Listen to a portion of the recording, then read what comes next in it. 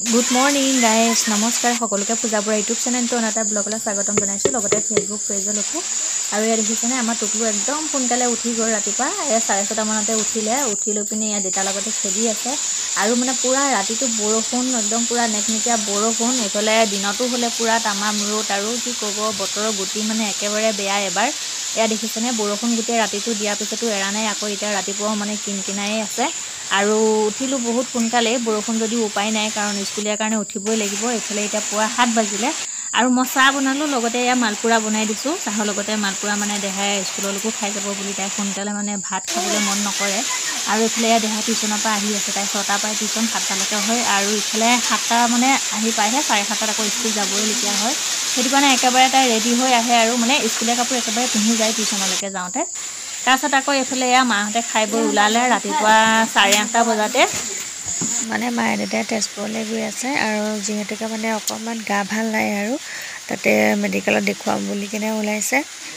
বৰষুণ দি আছে, কিন্তু নগ'লেও নহয়, আমাৰ এইফালেদি বাছটো এখনেই চলে, গতিকে জল্দি ধৰিবগৈ লাগে, নহ'লে টুকুৰা টুকুৰি আৰু ৰাতিটো বৰষুণ দিলে। এতিয়া দুপৰীয়া হ'লহি, 2টা বাজিলেহি। বহি আছোঁ, ভাতকেইটা খাই বাচনকেইটা ধুবলৈ যাম।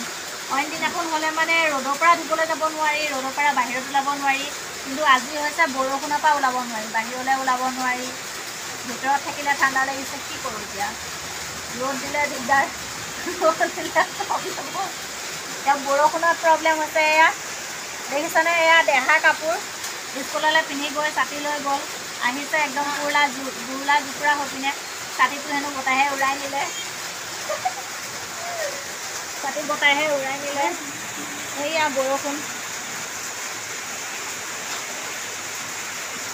সেয়া বৰষুণৰ পৰা একদম মানে অৱস্থা নোহোৱা হৈ আছে। আজিকালিতো স্কুলটো 7:30টাতে হয়, আৰু 12টা বজালৈ ছুটি হৈ যায়।